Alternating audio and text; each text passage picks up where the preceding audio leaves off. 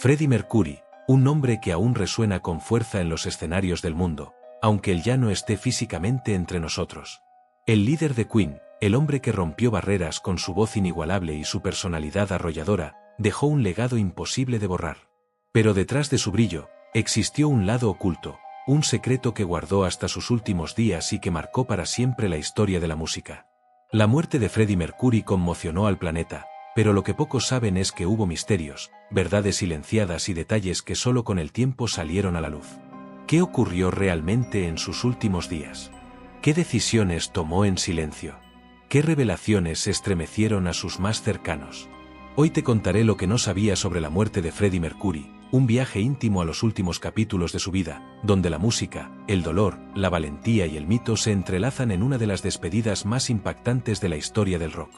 Así que quédate conmigo, porque lo que descubrirás hoy cambiará la forma en la que recuerdas a Freddie Mercury para siempre. Freddie Mercury, cuyo verdadero nombre era Farrokh Bulsara, siempre fue un hombre que parecía desafiar los límites. Desde sus inicios, cuando llegó a Londres siendo apenas un joven tímido y soñador, hasta convertirse en la voz más poderosa del rock, nunca dejó de demostrar que su vida sería una historia extraordinaria. Y aunque el mundo lo conocía por su fuerza arrolladora sobre el escenario, por esa manera de dominar multitudes como si fueran una extensión de su propia energía, los últimos años de su vida fueron muy distintos, llenos de contrastes entre el esplendor artístico y la fragilidad humana. Después del histórico concierto de Live Aid en 1985, donde Queen dio una de las presentaciones más legendarias de todos los tiempos, Freddie parecía invencible. Aquel día en Wembley, frente a miles de personas y millones de televidentes alrededor del mundo, mostró que era capaz de hacer vibrar un estadio completo con un solo gesto de su mano. La crítica lo declaró el mejor intérprete de todos los tiempos, y su figura alcanzó una dimensión casi mítica. Pero, al mismo tiempo, era el inicio de una etapa en la que empezaban a aparecer las primeras sombras en su vida privada. En esa época, el mundo del espectáculo comenzaba a hablar cada vez más del VIH, una enfermedad que se expandía de manera silenciosa y letal. Aunque Freddie se mostraba brillante en los escenarios, en su vida íntima ya circulaban rumores y preocupaciones. Los tabloides británicos, siempre al acecho, especulaban sobre su salud debido a su estilo de vida y las fiestas desenfrenadas que habían marcado parte de su juventud. Freddie, sin embargo, nunca confirmaba nada. Respondía con evasivas, mantenía su misterio y continuaba proyectando esa imagen de estrella indestructible. En los últimos años de los 80, Queen atravesaba un momento particular. La relación entre los miembros de la banda había tenido altibajos, como sucede en cualquier grupo que lleva tanto tiempo trabajando junto. Sin embargo, la amistad y el respeto que los unían era más fuerte que cualquier diferencia. En realidad, Freddie sabía que Queen no era simplemente una banda, era su familia, la que lo había acompañado desde el anonimato hasta la cima del mundo. Y por eso, incluso cuando su salud comenzó a deteriorarse, se aferró a la música como un refugio, como una manera de seguir viviendo más allá del dolor. Durante este periodo, Freddie se alejaba cada vez más de los reflectores fuera de los escenarios. Sus apariciones públicas eran cada vez más contadas, y cuando lo hacía, los medios notaban cambios en su aspecto físico. Había perdido peso, su rostro se veía más delgado, y aunque trataba de ocultarlo con maquillaje, ropa llamativa y su siempre imponente presencia, la realidad era imposible de disfrazar. Muchos fanáticos se preguntaban qué ocurría realmente, pero Freddie mantenía un muro de silencio. Solo unos pocos, los más cercanos, empezaban a sospechar la verdad. En 1987, los rumores se intensificaron cuando Freddie decidió hacerse unas pruebas médicas en secreto. Aunque evitó hablar del tema públicamente, los resultados marcaron un punto de quiebre en su vida. En ese momento comenzó una etapa de discreción extrema. Su casa en Garden Lodge, en Kensington, se convirtió en su refugio, un lugar donde pasaba horas componiendo, rodeado de los amigos en los que realmente confiaba. Ahí encontraba paz, rodeado de obras de arte, gatos, a quienes amaba profundamente, y la compañía de personas que lo cuidaban en silencio. Mientras tanto, la prensa insistía en perseguirlo. Los fotógrafos lo acosaban, tratando de captar alguna imagen que confirmara los rumores sobre su enfermedad. Freddie, fiel a su estilo, respondía con misterio y cierta ironía. Nunca le gustó dar explicaciones de su vida privada, y menos sobre algo tan personal. Para él, lo más importante era la música, y esa sería su prioridad hasta el último de sus días.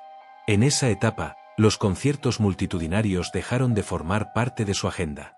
La última gira grande de Queen, el Magic Tour de 1986, había sido apoteósica. Freddie lo dio todo sobre el escenario, sabiendo quizás, en lo más profundo de su corazón, que era una despedida de esa vida de giras interminables. Aquella gira quedó grabada en la memoria de millones de personas, pero para Freddie representó mucho más. Fue el cierre de una etapa dorada, el último momento en el que pudo mostrarse en todo su esplendor sin que el peso de la enfermedad lo limitara. Lejos de las giras, Freddie se concentró en proyectos más íntimos. Se refugió en el estudio, donde encontraba la fuerza que su cuerpo comenzaba a negarle. Grabó canciones que se convertirían en clásicos eternos, piezas cargadas de emoción, de lucha y de belleza. Cada vez que se colocaba frente al micrófono, parecía que la enfermedad desaparecía, que su voz podía vencer cualquier obstáculo. Era como si el escenario y el estudio fueran el único lugar donde la muerte no tenía poder sobre él. Su vida personal también había cambiado. Aunque siempre fue una figura rodeada de polémica y excesos, en esos últimos años buscaba más tranquilidad. Mary Austin, la mujer que había sido su gran amor en la juventud, seguía ocupando un lugar especial en su vida, ahora como amiga y confidente. Y Jim Hutton, su pareja en esos últimos años, se convirtió en un pilar fundamental, acompañándolo en silencio, cuidándolo y compartiendo momentos de ternura y complicidad que pocos conocieron. A pesar de la enfermedad, Freddie no quería que lo recordaran como alguien débil. Seguía organizando reuniones en su casa, rodeado de amigos, arte y buena música. Le gustaba reír, contar historias y vivir cada día como si fuera un espectáculo privado. Para quienes lo visitaban, Garden Lodge se convirtió en un espacio mágico, donde el espíritu de Freddie brillaba incluso en los momentos más oscuros. Y mientras todo esto ocurría, el mundo seguía sin saber la verdad. Los tabloides especulaban, los fanáticos se preguntaban, pero nadie podía confirmar lo que sucedía puertas adentro. Freddie jugaba con ese misterio, quizá como una forma de protegerse a sí mismo y también a su legado. Lo cierto es que, aunque su cuerpo comenzaba a debilitarse, su espíritu seguía intacto, aferrado a la música y al amor de quienes realmente lo conocían. En estos años finales, Freddie Mercury nos mostró otra cara de su grandeza. Ya no era solo el hombre que podía conquistar a 100.000 personas con una sola nota, sino alguien que, aun en la intimidad de su dolor, encontraba la manera de dejar huella, de crear arte, de amar y de vivir con dignidad. Los últimos años de Freddie fueron un escenario distinto, sin luces deslumbrantes ni multitudes coreando su nombre, pero igualmente poderosos, porque allí es donde comenzó la etapa más trascendental de su historia, la preparación, consciente o inconsciente, para el último acto de su vida. En la segunda mitad de los años 80, el mundo empezaba a escuchar cada vez con más frecuencia una palabra que infundía miedo: SIDA. La prensa hablaba de una enfermedad misteriosa, letal, que se propagaba de manera implacable y que aún no tenía cura. Artistas, figuras públicas y miles de personas anónimas en todo el planeta comenzaban a ser víctimas de un virus que no discriminaba, que atravesaba fronteras y estilos de vida. Era un tema rodeado de tabúes, de prejuicios y de un silencio social que hacía aún más doloroso enfrentarlo. En medio de ese contexto, Freddie Mercury, un hombre cuya vida había estado marcada por la intensidad, se encontraba cada vez más vulnerable. Su salud, que durante años había parecido inquebrantable, comenzó a dar señales que inquietaron a quienes estaban más cerca de él. Pequeñas infecciones, fiebres, fatiga, heridas que tardaban más de lo normal en sanar. Para cualquiera podían parecer síntomas comunes, pero Freddie sabía que algo no estaba bien. Fue alrededor de 1986 o 1987 cuando decidió hacerse exámenes médicos en absoluto secreto. Freddie, que había aprendido a vivir rodeado de la mirada pública, entendía que aquella sospecha debía mantenerse bajo estricta confidencialidad. No quería que su vida, ni mucho menos su carrera, se vieran consumidas por rumores o lástima. Por eso se rodeó únicamente de médicos de absoluta confianza. Fue en una clínica privada, lejos del ruido mediático, donde recibió la noticia que cambiaría su vida para siempre. Tenía VIH. Para muchos, una noticia así hubiera significado un derrumbe inmediato. Para Freddie, fue un golpe durísimo, pero lo enfrentó con la misma fuerza con la que había dominado escenarios enteros. Decidió, desde ese momento, que el diagnóstico sería un secreto guardado con celo, conocido solo por un círculo muy íntimo. No quería compasión. No quería que la prensa amarillista hiciera de su vida un espectáculo. Y sobre todo, no quería que la imagen del Freddie Mercury poderoso, magnético y eterno se viera opacada por la enfermedad. El secreto fue compartido solo con unos pocos. Mary Austin, la mujer que había sido su pareja en los años 70 y que luego se convirtió en su amiga más cercana, fue una de las primeras en saberlo.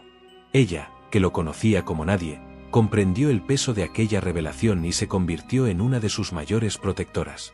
Mary era su esposa de hecho, como él mismo decía, el amor de su vida en una forma que iba más allá de lo romántico.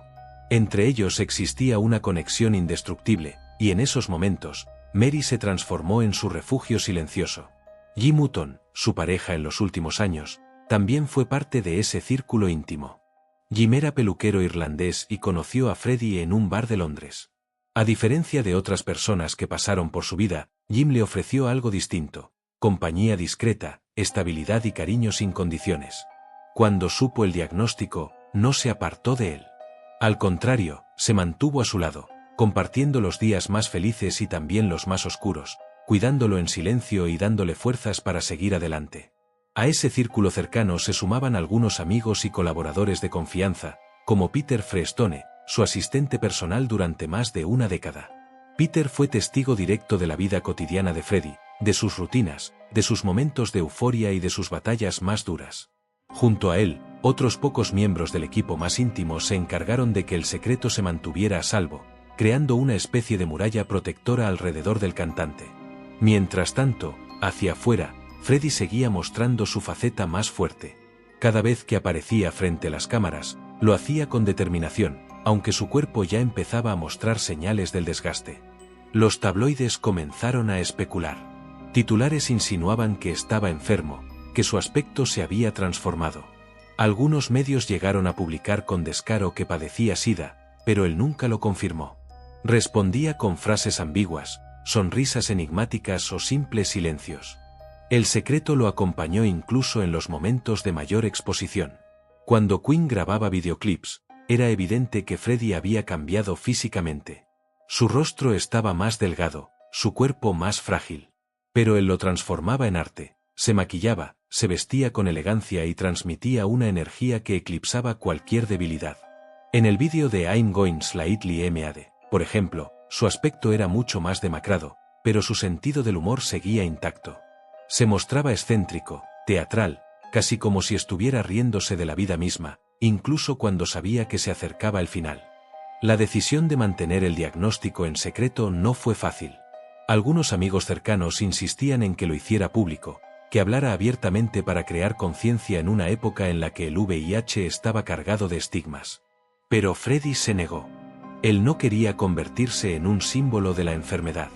No quería que su vida ni su obra fueran vistas a través del prisma del dolor. Su misión, hasta el último día, era la música. Y eso fue lo que hizo: cantar, grabar y dejar un legado que trascendiera más allá de la tragedia personal. En los años que siguieron, el secreto se convirtió en un pacto silencioso. Quienes lo rodeaban aprendieron a vivir con la verdad sin poder hablarla en público. Garden Lodge, su casa, se transformó en un santuario donde la enfermedad era una realidad, pero también donde la creatividad y la amistad mantenían viva la llama.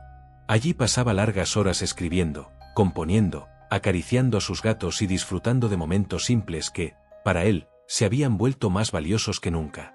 Aún así, Freddie era consciente de que la enfermedad avanzaba.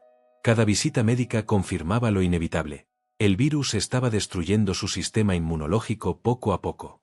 No había cura, no había tratamiento eficaz. Y aunque los médicos le ofrecían cuidados paliativos, lo cierto era que el futuro era un camino sin salida. Frente a esa realidad, Freddie tomó una decisión clara: si no podía controlar la enfermedad, al menos controlaría cómo quería vivir sus últimos años. Y eligió hacerlo a su manera, con la frente en alto, sin lágrimas públicas ni confesiones melodramáticas. Ese secreto, que muchos años después sería revelado, le dio a Freddie algo que necesitaba desesperadamente: la posibilidad de seguir siendo el mismo. Un artista que no se rendía, un hombre que aún podía reír, un amigo que disfrutaba de las pequeñas cosas y un músico que, incluso en su fragilidad, era capaz de cantar con una fuerza que parecía imposible. El diagnóstico fue un golpe brutal, sí, pero también una prueba de su carácter. Pocos sabían la verdad. Muchos especulaban. Y el mundo entero, sin darse cuenta, veía como uno de los más grandes artistas de todos los tiempos se preparaba en silencio para su acto final. En los últimos años de Freddie Mercury, el mundo lo veía cada vez menos. Sus apariciones públicas se volvían esporádicas, sus entrevistas eran prácticamente inexistentes y los fotógrafos que lograban captarlo a la salida de su casa lo mostraban con gafas oscuras, sombreros y abrigos que parecían más un escudo que un accesorio de moda. Pero mientras la prensa lo espiaba desde lejos, dentro de su hogar se tejía una historia muy distinta, una de amor, amistad y lealtad inquebrantable. Fue allí donde nació y se fortaleció lo que se conoció como su círculo íntimo, un grupo reducido de personas que lo acompañaron en silencio, que lo cuidaron con devoción y que fueron testigos de su verdadera humanidad. En el centro de ese círculo estaba Mary Austin. Freddie la había conocido a principios de los años 70, cuando aún era un joven artista en busca de su identidad musical. Ella trabajaba en una tienda de ropa en Londres, y él quedó cautivado por su belleza sencilla y su espíritu sereno. Fueron pareja durante varios años, y aunque con el tiempo la relación romántica terminó, su vínculo se transformó en algo incluso más profundo. Freddie decía que Mary era su esposa de hecho, que ningún amor podría compararse con el que sentía por ella, y que si todo lo demás se derrumbaba, ella siempre sería su refugio. Cuando recibió el diagnóstico, Mary fue una de las primeras en saberlo. No dudó ni un instante en permanecer a su lado. Freddie le confió no solo su verdad, sino también su futuro. Llegó a decirle que gran parte de su herencia le correspondería a ella, porque era la única persona en quien confiaba plenamente. En Garden Lodge, Mary era más que una amiga, era la guardiana silenciosa de su vida, la que estaba allí cuando necesitaba compañía, la que lo sostenía en los días más difíciles y la que le ofrecía consuelo sin hacer preguntas. Pero Mary no estaba sola en ese círculo de confianza. Años más tarde apareció Jim Hutton, un hombre discreto, trabajador y completamente alejado del mundo del espectáculo. Conoció a Freddie en un bar, y al principio su relación fue tan solo un encuentro casual. Sin embargo, el destino quiso que se encontraran de nuevo y, con el tiempo, se convirtieron en pareja. Jim representó para Freddie algo distinto, la posibilidad de vivir el amor de una manera sencilla, sin adornos, sin la vorágine de la fama. Aunque al principio su relación no fue pública, Jim se convirtió en el compañero de los últimos 6 años de su vida.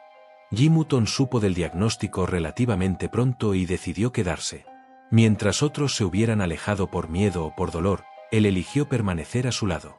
Se mudó a Garden Lodge, desde entonces, se dedicó a cuidarlo con paciencia y ternura. No buscaba fama ni reconocimiento, simplemente quería estar allí. Freddie, que había conocido la soledad a pesar de la multitud que siempre lo rodeaba, encontró en Jim una especie de paz, un compañero con quien podía ser el mismo, sin máscaras ni expectativas. Junto a Mary y Jim, había otros pilares importantes. Peter Freestone, conocido cariñosamente como Poebe, fue su asistente personal durante más de una década. Peter había comenzado como parte del equipo técnico de Queen, pero pronto se convirtió en alguien de absoluta confianza. Era quien organizaba la vida diaria de Freddie, quien se encargaba de los detalles más pequeños, desde la ropa hasta los medicamentos. Estaba allí en cada momento, acompañándolo en giras, en estudios de grabación y, finalmente, en los días más duros de su enfermedad. Peter era mucho más que un asistente, era un amigo leal que nunca lo abandonó. También estaban Joe Fanelli, su chef personal, y Terry Higgins, su guardaespaldas. Ambos vivían en Garden Lodge y formaban parte de la rutina cotidiana de Freddie. Joe se encargaba de la comida, de mantenerlo alimentado con lo poco que podía ingerir en los últimos tiempos, y Terry lo protegía del asedio constante de la prensa. Cada uno de ellos, desde su rol, se convirtió en un soporte imprescindible, un engranaje en la pequeña familia que Freddie había construido a su alrededor. Este círculo íntimo funcionaba como un escudo contra el mundo exterior. Dentro de Garden Lodge se respiraba un ambiente de complicidad y cariño. Aunque sabían que la enfermedad avanzaba, intentaban mantener la normalidad en la medida de lo posible. Se organizaban cenas, se escuchaba música, se compartían anécdotas. Freddie, a pesar de su debilidad física, disfrutaba de esos momentos. Le gustaba que su casa estuviera llena de vida, de risas y de compañía. Era su manera de enfrentar la soledad y la oscuridad que la enfermedad traía consigo. Un detalle curioso era su relación con sus gatos, a quienes consideraba parte de su familia. Freddie tenía varios, y cada uno tenía un lugar especial en su corazón. Los trataba como hijos, les hablaba, les escribía cartas cuando estaba de viaje, y hasta les dedicó canciones. Sus amigos recuerdan que, en más de una ocasión, pasaba horas acariciándolos, encontrando en ellos una paz que nada más le daba. En los días más difíciles, cuando el dolor era más fuerte, los gatos se recostaban a su lado, como si comprendieran lo que estaba ocurriendo. A pesar de ese círculo de amor y cuidado, había un muro infranqueable entre Garden Lodge y el resto del mundo. La prensa no dejaba de especular, los paparazzi se apostaban en la puerta, y las revistas sensacionalistas publicaban fotos donde Freddie aparecía demacrado, alimentando rumores sobre su estado de salud. Era un acoso constante. Pero gracias a la lealtad de quienes lo rodeaban, la verdad no se filtraba. Nadie del círculo íntimo rompió jamás el pacto de silencio. Su lealtad era absoluta, incluso cuando sabían que podrían haber ganado dinero fácil vendiendo detalles a los tabloides. Ese silencio no era solo un acto de amor, sino también un gesto de respeto hacia Freddie. Él no quería ser recordado como una víctima, y sus amigos lo entendían. Por eso, dentro de Garden Lodge, trataban de mantenerlo rodeado de lo que más amaba: música, arte, cariño y normalidad. Incluso cuando ya no tenía fuerzas para salir, él seguía creando.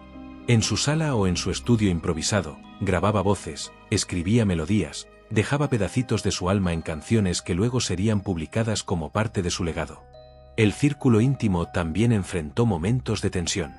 No era fácil convivir con la enfermedad, con el dolor físico, con la presión de mantener el secreto y con la tristeza de saber que el final estaba cerca. Hubo discusiones, lágrimas y cansancio. Pero ninguno de ellos se fue. Nadie lo abandonó. Porque todos sabían que estaban acompañando no solo a un ídolo, sino a un amigo, a un ser humano que merecía despedirse rodeado de amor. En esos últimos años, Freddie Mercury encontró en su círculo íntimo lo que quizás no había tenido en el pasado: estabilidad emocional. Durante años, su vida había sido un torbellino de conciertos, excesos y multitudes. Ahora, en la intimidad de su hogar, experimentaba otra clase de amor, más silencioso, más genuino. Fue ese círculo el que sostuvo su espíritu cuando su cuerpo comenzaba a apagarse, el que lo ayudó a seguir cantando cuando parecía imposible, y el que, finalmente, lo acompañó en el momento más doloroso de todos: aceptar que el tiempo se agotaba. El tiempo pasaba, y aunque Freddie Mercury se aferraba a la música, a sus amigos y a la normalidad dentro de Garden Lodge, la enfermedad avanzaba con una fuerza implacable. El VIH, que en aquellos años era prácticamente una sentencia de muerte, empezó a mostrar su cara más cruel. Su sistema inmunológico se debilitaba cada día, dejándolo expuesto a infecciones que para una persona sana habrían sido inofensivas, pero que para él se convertían en batallas desgarradoras. A finales de los años 80, Freddie comenzó a experimentar los síntomas más duros: pérdida de peso repentina, fiebres constantes, fatiga que lo dejaba sin energía incluso para realizar actividades simples. Sus amigos más cercanos recordaban cómo algunos días se despertaba con fuerzas y parecía ser el mismo de siempre, con su humor ácido, sus bromas ingeniosas y esa energía magnética que lo había caracterizado. Pero al día siguiente podía estar postrado en cama, consumido por el dolor y la debilidad. Era como vivir en un carrusel impredecible, donde la esperanza y la desesperación se alternaban sin aviso. En esa época, los tratamientos para el VIH eran muy limitados. No existían los medicamentos avanzados que hoy permiten a millones de personas llevar una vida prácticamente normal. Lo que se ofrecía entonces eran terapias experimentales, cócteles de fármacos con efectos secundarios devastadores, y en muchos casos, paliativos que apenas lograban frenar el deterioro. Freddie probó algunos de esos tratamientos, siempre en privado, siempre rodeado de médicos de confianza. Pero sabía que no había cura. Cada pastilla, cada inyección, era simplemente un intento de ganar un poco más de tiempo, de mantener su cuerpo en pie para poder seguir cantando. Y aunque el dolor era real, su espíritu se negaba a rendirse. Freddie encontró en la música una especie de medicina emocional. Cada vez que entraba al estudio de grabación, parecía transformarse. La enfermedad quedaba fuera de la cabina, y lo que emergía era la voz de siempre, poderosa, dramática, capaz de estremecer a cualquiera que la escuchara. Sus compañeros de Queen, Brian May, Roger Taylor y John Deacon, eran testigos de ese milagro. Muchas veces llegaba débil, apenas podía caminar sin ayuda, pero cuando se ponía frente al micrófono, el Freddie inmortal volvía a aparecer. Brian May recordaba que, incluso en los momentos más críticos, Freddie les pedía que siguieran tocando, que no lo trataran como a un enfermo. «Denme algo en lo que trabajar», solía decirles. «No me importa cuánto tiempo tarde, pero quiero cantar». Esa era su manera de luchar, no contra la enfermedad en sí, porque sabía que era una batalla perdida, sino contra el olvido, contra la idea de desaparecer sin dejar algo más al mundo. Dentro de Garden Lodge, la lucha era diaria. Jim Hutton, Mary Austin, Peter Frestone y el resto de su círculo íntimo lo ayudaban con las tareas más básicas. Había días en los que Freddie apenas podía sostener un vaso, y alguien debía estar ahí para hacerlo por él. Pero lo increíble era que, incluso en esos instantes, no perdía su carácter. Podía estar débil físicamente, pero aún hacía bromas, aún tenía comentarios mordaces, aún quería que todos a su alrededor sintieran que la vida seguía. Era su manera de mantener el control sobre una situación que en realidad estaba fuera de sus manos. La prensa, sin embargo, no le daba tregua. Los paparazzi acampaban frente a su casa, esperando una foto que confirmara lo que ya era un rumor imparable, que Freddie Mercury estaba muriendo de sida. En revistas y periódicos aparecían artículos crueles, con titulares sensacionalistas que hablaban de su delgadez, de sus desapariciones de la vida pública, de los supuestos tratamientos que recibía en secreto. Para Freddie, ese acoso era una herida adicional. Siempre había sido un hombre reservado, y ahora tenía que soportar que su intimidad fuera objeto de especulación global. Por eso, cada vez más, se refugiaba en el silencio y en la seguridad que le ofrecía su círculo íntimo. La lucha contra la enfermedad no era solo física, sino también emocional. Freddie era consciente de que su tiempo se acortaba, y esa certeza lo obligaba a reflexionar sobre su legado. Sabía que la música era lo único que permanecería después de él. Y por eso, en lugar de entregarse al dolor, se empeñó en grabar todo lo que pudiera, en dejar su voz registrada para la posteridad.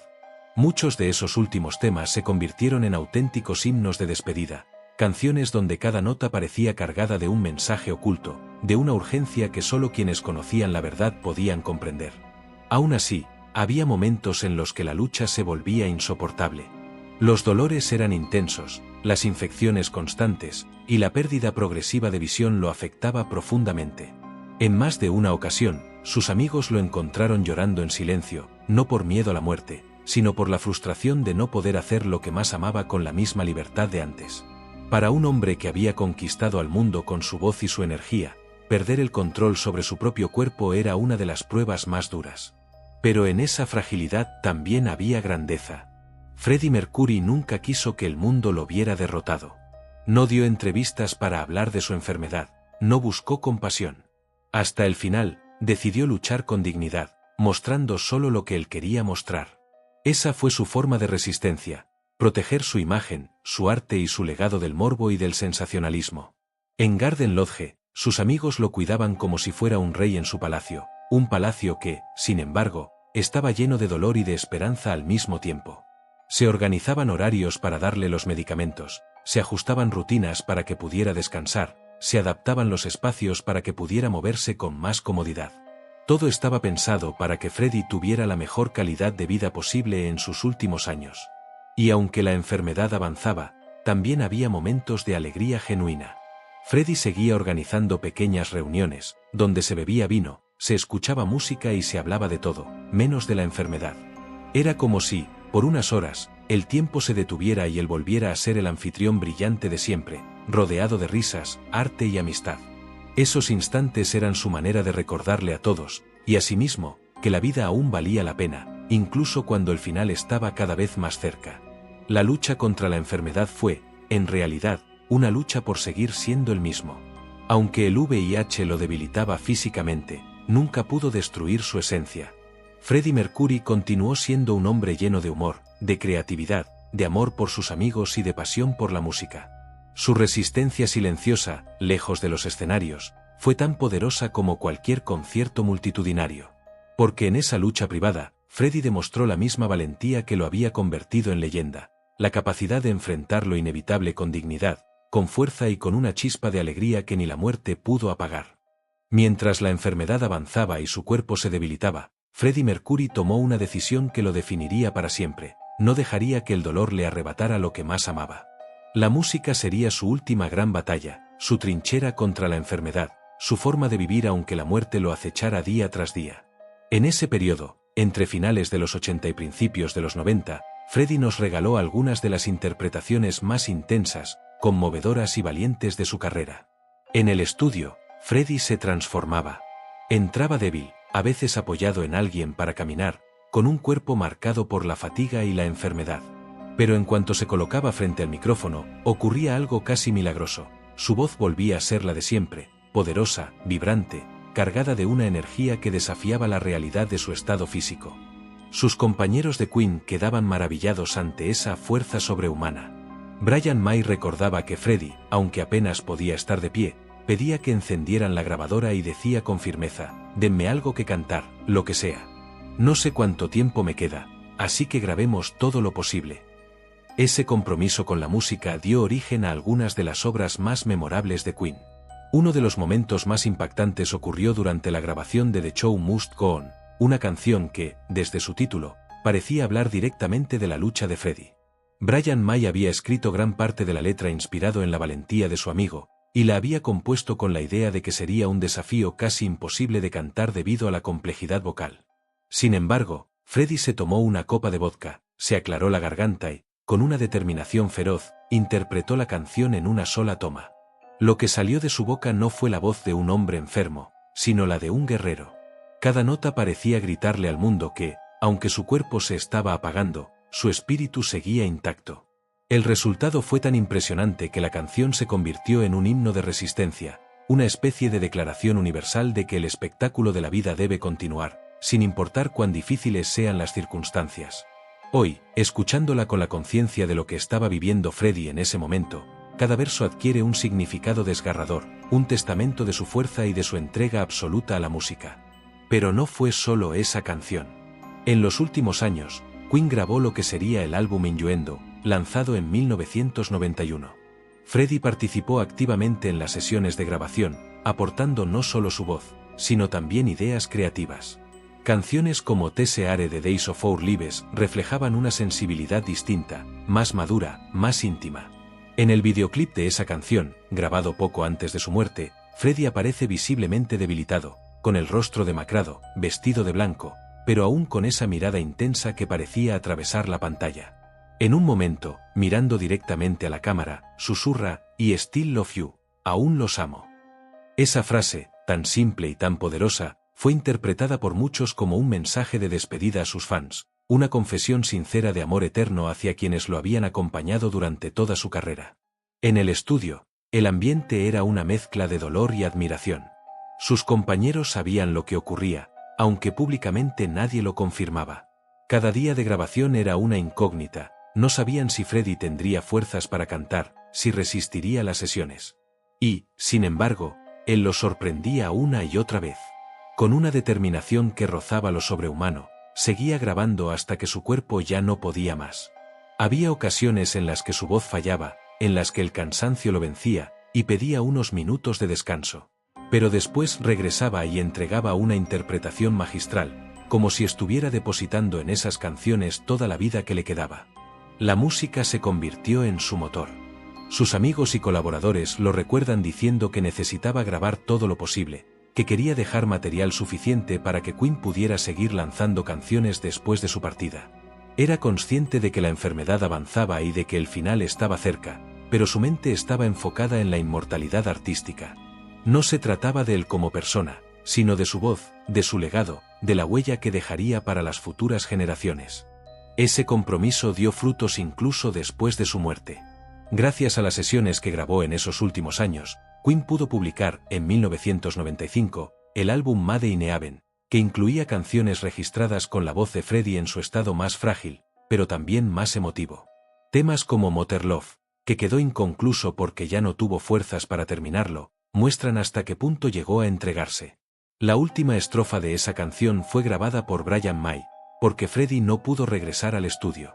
Esa ausencia, ese silencio en el lugar donde debería haber estado su voz, se convirtió en un recordatorio desgarrador de la batalla que había librado. En Garden Lodge, mientras tanto, la música seguía siendo parte de su rutina diaria. Aunque ya no podía salir con frecuencia, le encantaba escuchar grabaciones, revisar ideas y conversar con sus compañeros sobre proyectos futuros. Tenía la esperanza, aunque fuera pequeña, de seguir creando hasta el último momento. Y de alguna forma lo logró. Aunque su cuerpo se debilitaba, su voz seguía siendo un arma indestructible. Ese legado musical en medio del dolor no solo fue un acto de resistencia personal, sino también un regalo para el mundo. Freddie sabía que su tiempo se agotaba, pero en lugar de guardarse en silencio, decidió dejar un testimonio eterno de su lucha. Cada canción, cada interpretación, era una declaración de vida, un recordatorio de que la música podía trascender incluso a la muerte.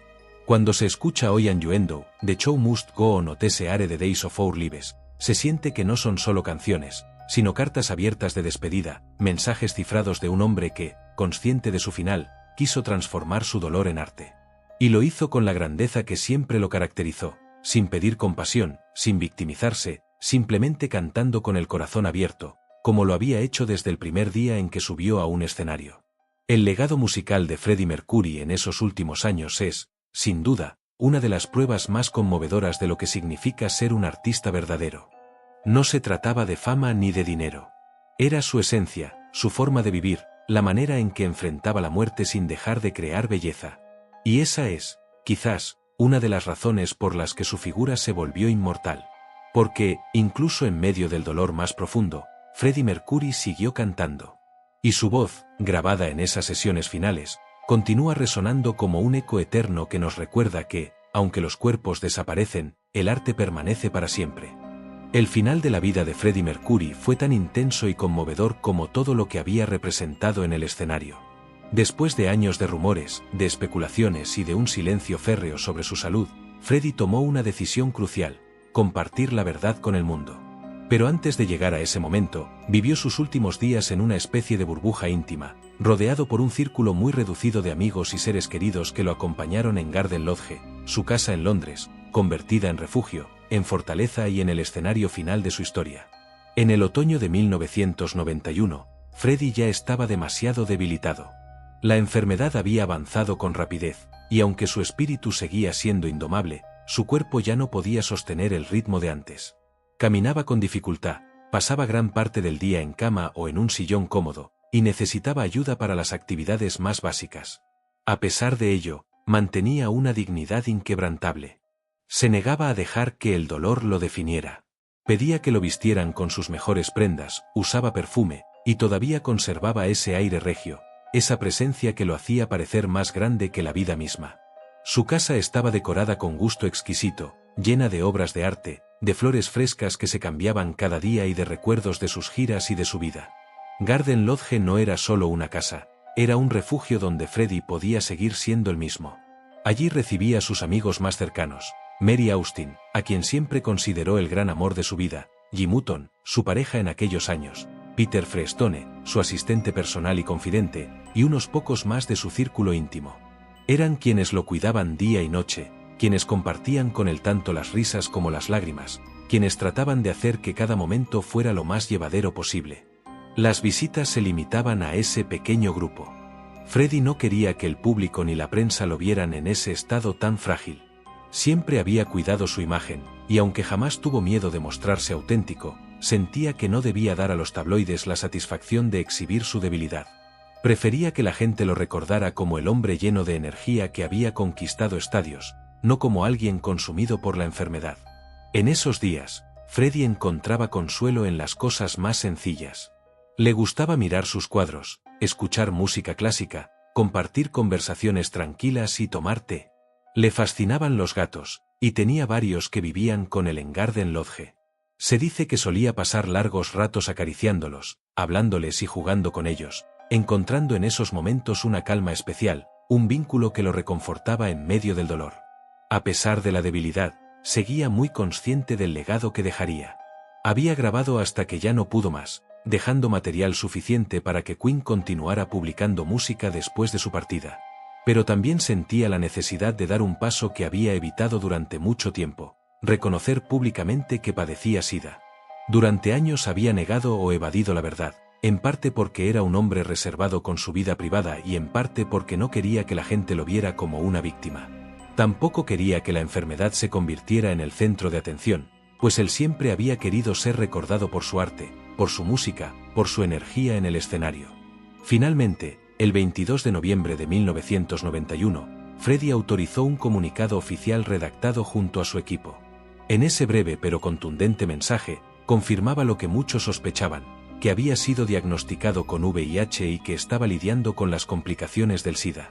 Expresaba su deseo de que los medios respetaran su privacidad y que lo que realmente importaba era continuar apoyando la lucha contra esa enfermedad, que en aquellos años era vista con miedo, prejuicio y discriminación. El comunicado sacudió al mundo entero. Los fans que lo habían seguido durante décadas, que habían vibrado con su música, recibieron la noticia con una mezcla de dolor y admiración.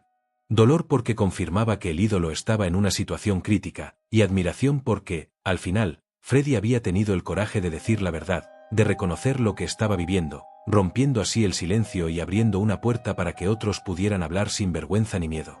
Un día después de ese comunicado, el 23 de noviembre, Freddie pasó gran parte de la jornada en cama, débil pero lúcido. Sabía que el final estaba muy cerca.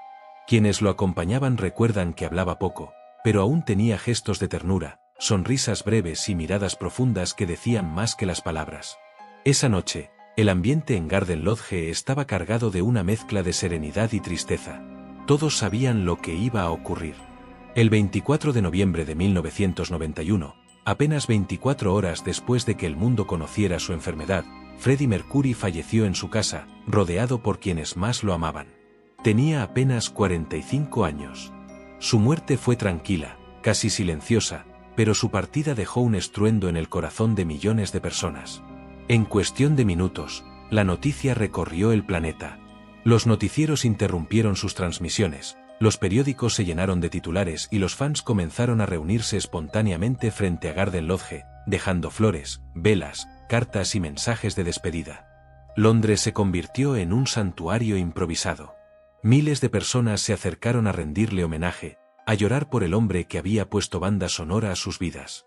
No importaba la edad, el idioma o la nacionalidad, todos coincidían en que el mundo había perdido a una de sus voces más grandes, a un artista irrepetible.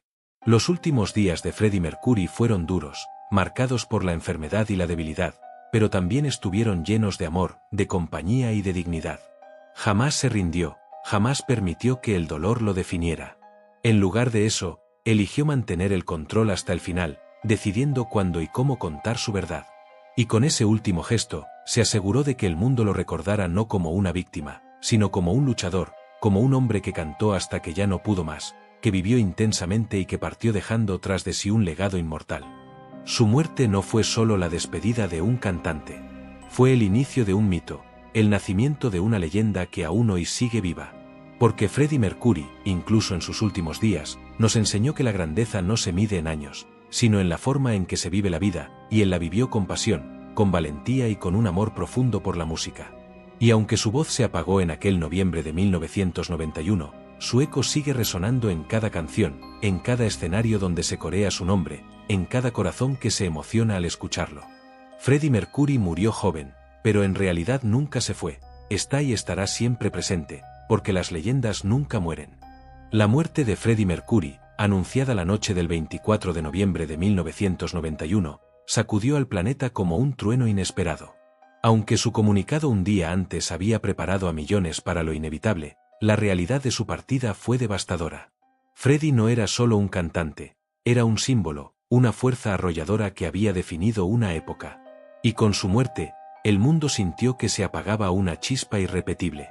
Esa misma noche, en las calles de Londres, los fans comenzaron a reunirse frente a Garden Lodge, la casa de Freddie. Era un desfile de velas, flores y lágrimas. Hombres y mujeres de todas las edades permanecieron durante horas, en silencio o entonando canciones de Queen. Era como si cada persona quisiera dejar un pedazo de sí misma en aquella puerta de ladrillos, como si al estar allí pudieran despedirse de alguien que, sin conocerlos personalmente, había marcado sus vidas. Los noticieros mostraban imágenes de esa vigilia espontánea, y poco a poco el frente de la casa se convirtió en un altar improvisado que se extendía por toda la calle. Mientras tanto, en el interior de Garden Lodge, reinaba una atmósfera distinta. Mary Austin, Jim Hutton, Peter Frestone y los pocos que habían acompañado a Freddie en sus últimos días estaban destrozados. El dolor era personal, íntimo, pero al mismo tiempo sabían que la partida de Freddie no pertenecía solo a ellos, sino al mundo entero. En medio de esa mezcla de duelo y responsabilidad, comenzaron a prepararse para lo que sería su despedida. Freddie había dejado claras sus últimas voluntades. Deseaba un funeral privado, discreto, sin el espectáculo que lo había acompañado en vida. Era consciente de que millones querrían despedirse de él, pero eligió que ese adiós fuera íntimo, reducido a las personas más cercanas. También dejó establecido que sus restos fueran tratados con respeto absoluto y que los detalles sobre el lugar de su descanso permanecieran en secreto, algo que hasta hoy se mantiene como uno de los misterios más protegidos. El 27 de noviembre de 1991, apenas 3 días después de su muerte, se celebró el funeral de Freddie Mercury. Fue un servicio privado en Kensal Green, un cementerio en Londres, conducido bajo la fe zoroástrica, religión de la familia Bulsara. Esa fue una decisión significativa, pues a pesar de la vida extravagante y de su estilo tan alejado de lo tradicional, Freddie nunca olvidó sus raíces ni la influencia cultural de sus padres, quienes profesaban esa fe. El servicio fue breve pero solemne. Asistieron apenas unas 35 personas, entre ellas los miembros de Queen, Brian May, Roger Taylor y John Deacon, Elton John, David Bowie, por supuesto, Mary Austin y la familia de Freddie. La ceremonia estuvo marcada por el respeto, la sobriedad y el silencio. No hubo música estruendosa ni homenajes grandilocuentes. Freddie, que en vida había conquistado estadios con su voz, eligió partir con un adiós sencillo, lejos de la mirada pública. Después de la ceremonia, su cuerpo fue incinerado. El lugar donde descansan sus cenizas sigue siendo un misterio. Durante años se han tejido teorías. Algunos creen que Mary Austin las colocó en el jardín de Garden Lodge, otros que fueron esparcidas en Zanzíbar, donde Freddie nació, o en la orilla del lago Ginebra, en Montreux, donde pasó momentos de calma en sus últimos años. Mary, que fue la encargada de cumplir esa voluntad, nunca reveló la verdad. Ella misma confesó en una entrevista que Freddie le pidió que guardara silencio para que su lugar de descanso no se convirtiera en un sitio de peregrinación. Hasta el día de hoy, nadie ha podido confirmar con certeza dónde reposan sus restos. El funeral, discreto y privado, contrastaba con lo que ocurría fuera. El mundo entero lloraba a Freddie Mercury. Los periódicos más importantes del planeta lo recordaban en sus portadas: The Guardian, The Times, The New York Times, El País, todos con titulares que hablaban de la pérdida de una voz irrepetible. La BBC interrumpió su programación con especiales que repasaban su carrera, y estaciones de radio en diferentes continentes dedicaron jornadas enteras a transmitir sus canciones. En el corazón de sus seguidores, la muerte de Freddie fue una mezcla de tragedia y de revelación. Tragedia porque se iba un ídolo, pero revelación porque su partida ayudó a poner la mirada del mundo sobre el SIDA, una enfermedad que hasta entonces se mencionaba con vergüenza y que estaba cargada de estigmas. De pronto, no se trataba de una estadística más ni de un problema lejano. El mundo había perdido a Freddie Mercury, y esa pérdida obligó a millones a prestar atención. El dolor se extendió mucho más allá de la música. Personalidades de distintos ámbitos expresaron su tristeza. Elton John, quien fue uno de sus grandes amigos, declaró que había perdido a un hermano. David Bowie, con quien compartió el mítico Under Pressure, asistió al funeral y quedó profundamente afectado. Madonna lo llamó un genio insustituible. Incluso artistas que habían surgido después, y que en ese momento estaban apenas iniciando sus carreras, reconocieron la influencia de Freddie en su forma de entender el escenario y la música. Mientras los fans llenaban Garden Lodge de flores y mensajes, también surgieron homenajes espontáneos en diferentes ciudades del mundo. En Nueva York, miles se congregaron en Central Park para cantar sus canciones. En París, frente a la Torre Eiffel, un grupo de admiradores improvisó una vigilia. En Japón, donde Queen siempre tuvo una enorme base de fans, las emisoras se unieron para transmitir un especial colectivo en su memoria. Era como si cada rincón del planeta buscara una manera de despedirlo. Pero más allá del duelo público, estaba la cuestión de su herencia. Freddie Mercury había sido un hombre extremadamente exitoso, con una fortuna considerable que incluía propiedades, regalías musicales y colecciones de arte.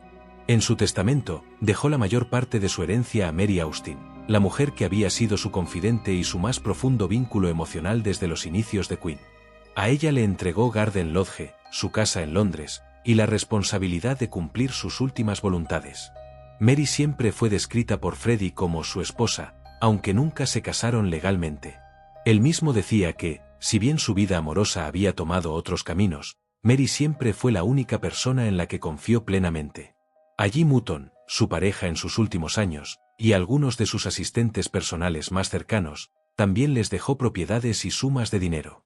A sus padres y a su hermana, les garantizó seguridad económica de por vida. Freddie fue generoso hasta el final, procurando que quienes lo habían acompañado en su viaje tuvieran respaldo y estabilidad después de su partida. Lo más conmovedor, sin embargo, fue la manera en que sus últimas decisiones estuvieron impregnadas de amor y de cuidado hacia quienes más quería. Freddie era consciente de que su ausencia dejaría un vacío imposible de llenar, y trató de asegurarse de que, al menos en lo material, todos estuvieran protegidos. El mundo, mientras tanto, seguía procesando la noticia. Freddie Mercury había muerto demasiado joven, a los 45 años, en el auge creativo de su vida. Y, sin embargo, en solo 2 décadas de carrera había dejado una huella imborrable. La prensa, los fans, los músicos y hasta los críticos coincidían en algo: Freddie no era un artista común. Era un fenómeno, un genio que había cambiado para siempre la forma de entender el espectáculo y la música rock. Los días posteriores a su muerte fueron una mezcla de duelo y de celebración de su legado. El 20 de abril de 1992, apenas 5 meses después de la muerte de Freddie Mercury, el mundo fue testigo de uno de los conciertos más emotivos y multitudinarios en la historia de la música. Fue un homenaje que no solo buscaba celebrar la vida de Freddie, sino también enviar un mensaje urgente al planeta. El SIDA no debía seguir siendo un tema tabú, y la lucha contra la enfermedad debía convertirse en una causa común. El lugar elegido no podía ser otro que el emblemático estadio de Wembley, escenario de tantas de las glorias de Queen, incluyendo el legendario Live Aid de 1985, donde Freddie había demostrado por qué era el mejor frontman de todos los tiempos. El Freddie Mercury Tribute Concert for Ace Awareness, como se lo llamó oficialmente, reunió a más de 72,000 personas en el estadio y fue transmitido en vivo para más de 1.000 millones de espectadores en todo el mundo. Era como si el planeta entero se hubiera detenido durante unas horas para rendir tributo a un hombre cuya voz había llegado a todos los rincones y cuya partida había dejado un vacío imposible de llenar. El concierto fue organizado por los 3 miembros sobrevivientes de Queen, Brian May, Roger Taylor y John Deacon. Desde el principio tuvieron claro que no se trataría de un simple homenaje musical, sino de un evento con un propósito mucho mayor. Freddie había muerto de SIDA, y ellos querían transformar ese dolor en acción. Por eso, además de honrar a su amigo, buscaban recaudar fondos y concienciar sobre una enfermedad que en los años 90 seguía estigmatizada y mal comprendida. El evento se dividió en 2 grandes partes. La primera fue un desfile de artistas y bandas que interpretaron sus propios temas en homenaje a Freddie. Bandas de la talla de Metallica, Guns N' Roses, Extreme y Def Leppard subieron al escenario para rendir su respeto. Cada una lo hizo a su estilo, pero con un denominador común: reconocer la influencia de Freddie y de Queen en su música. Metallica, en plena cima de su carrera, abrió el concierto con una energía demoledora.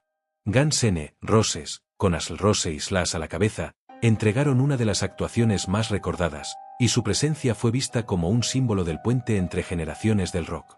La segunda parte del concierto fue la más esperada, un set especial en el que los miembros sobrevivientes de Queen se unieron con diferentes cantantes invitados para revivir la magia de sus canciones. Aquella tarde, Wembley se convirtió en un santuario musical, donde la voz de Freddie no estaba físicamente, pero su espíritu impregnaba cada acorde. Roger Daltrey, de The Who, cantó I Want It All. Tony Iommi, de Black Sabbath, aportó su guitarra en Heaven and Hell y en otros momentos. Annie Lennox, con su estilo único y teatral, interpretó junto a David Bowie una versión estremecedora de Under Pressure. Bowie, además, sorprendió al público cuando, tras cantar, se arrodilló en el escenario y recitó el Padre Nuestro en homenaje a Freddie, un gesto que conmovió profundamente a la audiencia. Uno de los momentos más icónicos fue cuando Elton John, gran amigo de Freddie, se unió a Axl Rose para interpretar Bohemian Rhapsody. Elton abrió la canción sentado al piano, mientras que Axl apareció en la segunda parte con una fuerza explosiva. Fue un encuentro improbable, pero mágico, que demostró hasta qué punto Freddie había influenciado tanto a la generación de artistas consagrados como a los rebeldes del momento. George Michael, sin duda, tuvo una de las actuaciones más recordadas de la noche. Su interpretación de Somebody to Love fue tan poderosa, tan precisa y emotiva, que muchos la consideran la mejor versión de la canción después de la de Freddie. Michael no intentó imitarlo, pero logró canalizar esa fuerza emocional que hacía de Freddie un gigante sobre el escenario. En aquel instante, el estadio entero cantaba al unísono, como si la voz de Freddie aún guiara a la multitud. Lisa Stansfield, Seal, Liza Minnelli y muchos otros también participaron. Minnelli, cerrando la velada, cantó We Are the Champions, acompañada por todos los artistas invitados y por el público entero.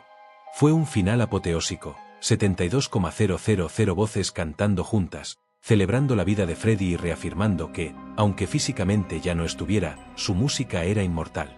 Pero más allá de lo musical, el concierto tuvo un peso histórico. Se recaudaron millones de dólares que fueron destinados a la creación de la Mercury Phoenix Trust, una fundación establecida por los miembros de Queen y sus allegados para luchar contra el SIDA a nivel global. Desde entonces, esta organización ha financiado cientos de proyectos alrededor del mundo, llevando educación, prevención y apoyo a comunidades afectadas por la enfermedad.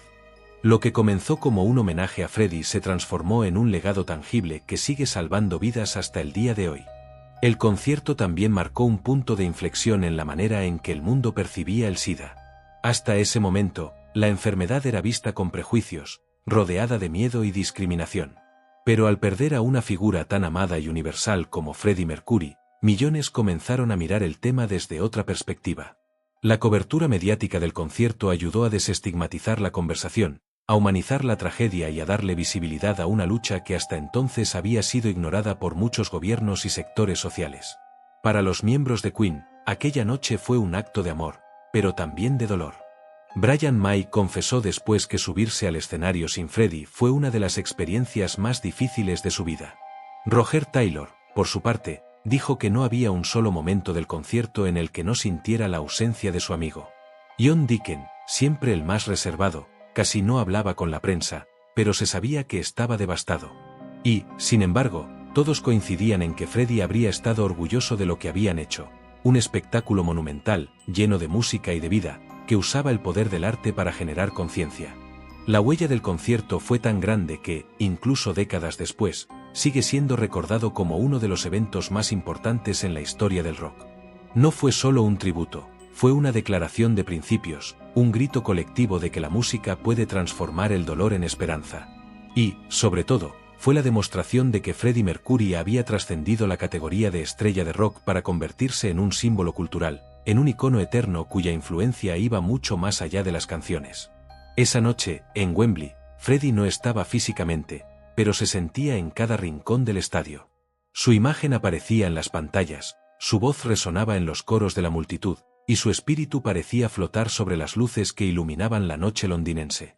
Era imposible no pensar que, de alguna forma, Freddie seguía allí, disfrutando del espectáculo que él mismo había inspirado. El concierto cerró un ciclo de duelo colectivo y abrió otro de celebración. Desde ese momento, Freddie Mercury dejó de ser únicamente el hombre que había muerto de SIDA y se convirtió definitivamente en el artista inmortal cuya música seguiría acompañando a generaciones enteras. Wembley no fue un adiós, fue un recordatorio de que Freddie nunca se iría del todo.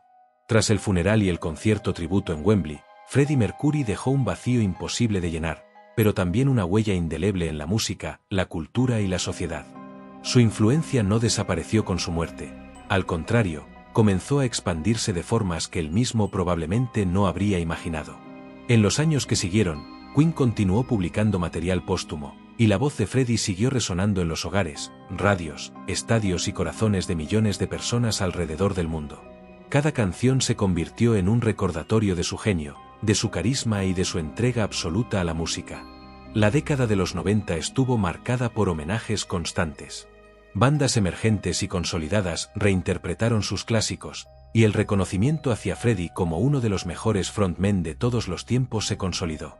Cada generación nueva que descubría Queen quedaba impresionada por la voz y la presencia escénica de un hombre que parecía desafiar los límites humanos.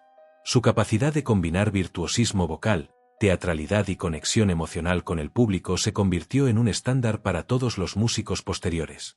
Uno de los hitos más importantes de su legado ocurrió en 1997 con el lanzamiento del álbum Queen Rocks, posteriormente, The Greatest Hits 3 en 1999, donde se recopilaron los mejores éxitos, colaboraciones y grabaciones inéditas de los últimos años.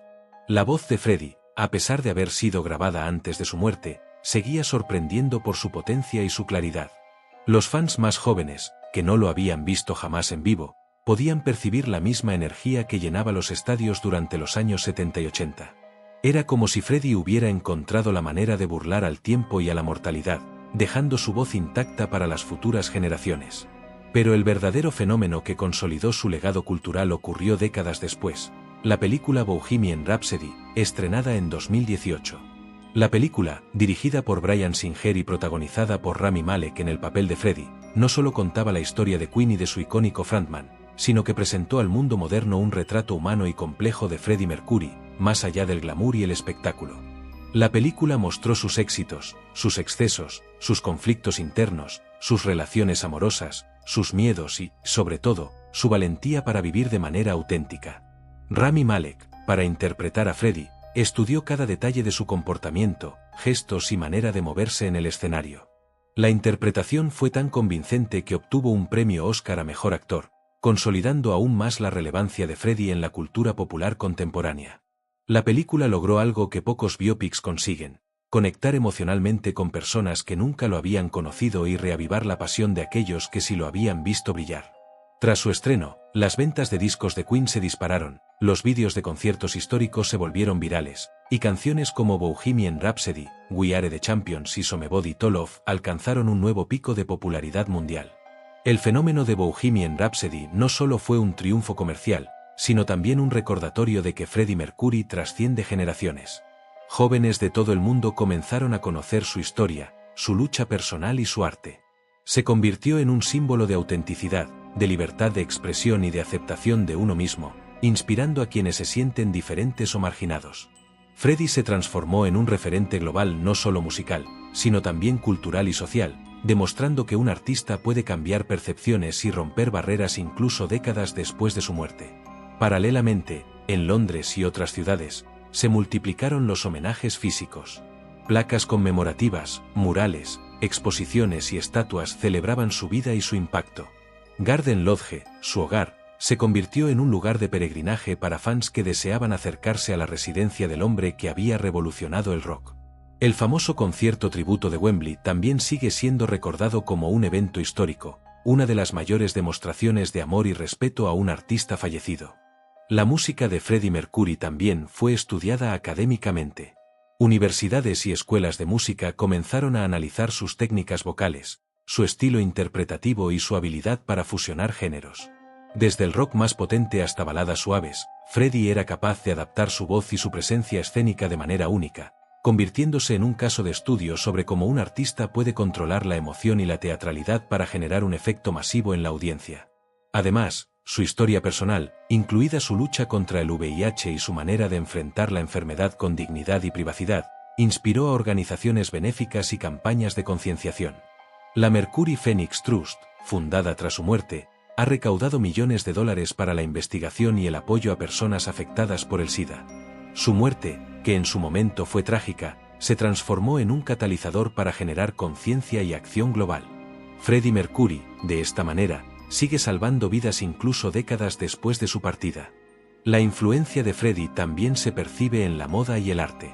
Su estilo inconfundible, desde sus trajes escénicos hasta sus icónicos bigotes y gafas, se ha convertido en símbolo cultural y fuente de inspiración para diseñadores, artistas visuales y músicos contemporáneos.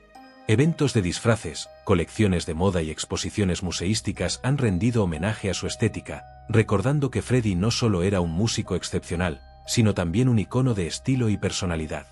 En los escenarios, Queen continúa rindiendo homenaje a Freddie. Con Adam Lambert como vocalista invitado desde 2011, la banda ha llevado el espíritu de Freddie a estadios de todo el mundo, interpretando sus canciones con respeto y admiración.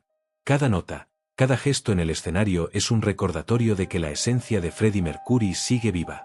Los fans, antiguos y nuevos, sienten que él sigue presente en cada concierto, en cada grito de We Will Rock You y en cada coro de We Are the Champions.